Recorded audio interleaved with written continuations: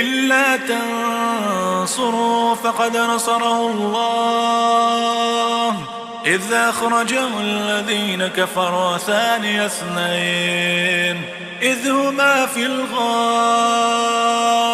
إذ يقول لصاحبه لا تحزن إن الله معنا لا تحزن إن الله معنا فأنزل الله سكينته عليه وأيده بجنود لم تروها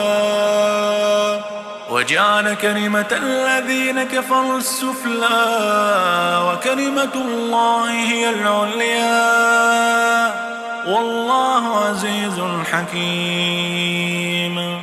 انفروا خفافا وثقالا وجاهدوا بأموالكم